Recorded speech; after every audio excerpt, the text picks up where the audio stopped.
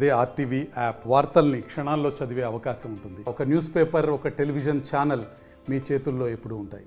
కార్తీక మాసం పురస్కరించుకొని కార్తీక శోభ చిత్రాన్ని ఒక వినూత్నంగా వేశాను. శివునికి కార్తీక మాసం పవిత్ర మాసం, ఎంతో ప్రీతికరమైన మాసం. కార్తీక సోమవారం సందర్భంగా శివునిపై బిల్వపత్రాలంటే మారేడు దళాలు. బిల్వపత్రాలు అంటే శివునికి చాలా ఇష్టం. ఆ బిల్వపత్రాలతో పూజిస్తారు భక్తులు. అటువంటి చిన్న పత్రాలపై శివుని చిత్రాలు తర్వాత కార్తీక శోభ చిత్రాన్ని గీశాను. ఇది ఒక చిత్రం, ఒక ఆకుపై పరమశివుడు భక్తులకు ఆశీస్సులు అందజేస్తున్నట్లుగా వేశాను.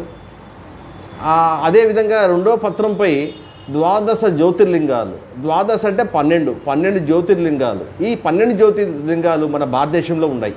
అంటే మధ్యప్రదేశ్, మహారాష్ట్ర, తమిళనాడు, ఇలా మన ఆంధ్రప్రదేశ్లో కూడా ఉన్నాయి. శ్రీశైలం మల్లికార్జున జ్యోతిర్లింగం కూడా ఉంది. ఈ జ్యోతిర్లింగాలన్నీ మనము ఈ ఆకులన్నీ 12 జ్యోతిర్లింగాలు వేశాను. ఇవి మహాశక్తివంతమైనవి, పవిత్రమైనవి. ఎందుకంటే శివుని లింగ రూపంలో పూజిస్తాం కాబట్టి ఆ లింగాలన్నీ ఎంతో పవిత్రమైనవి.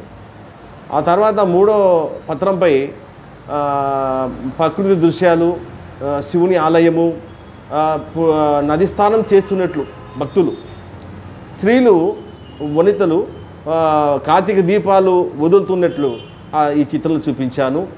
మొత్తము ఈ చిత్రం వేయడానికి ఇది వాటర్ కలర్స్లో వేశాను. 3 గంటల టైం పట్టింది. ఎంతో ఇష్టంగా నేను ఈ చిత్రాన్ని వేశాను. కొంచెం కష్టమైన ఇష్టంగా వేశాను. ఈ బొమ్మలన్నీ చూపర్లకు ఆకట్టుకుంటున్నాయి. ఈ చిత్రం వేయడానికి 3 గంటల సమయం పట్టింది. గతంలో నేను కార్తీక మాసం సందర్భంగా ఎన్నో చిత్రాలు వేశాను. ఈసారి ఇలా వేశాను. నేను పరమశివుని భక్తుని కాబట్టి ఆ శివయ్యకు ఈ విధంగా బొమ్మలు గీశాను.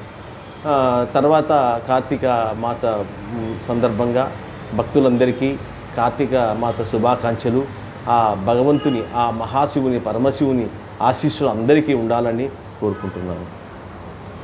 మరిన్ని వీడియోస్ కోసం ఛానల్ ని సబ్స్క్రైబ్ చేయండి. లేటెస్ట్ అప్డేట్స్ కోసం వాట్సాప్ ఛానల్ ని ఫాలో చేయండి. అండ్ లింక్ డిస్క్రిప్షన్ లో ఉంది.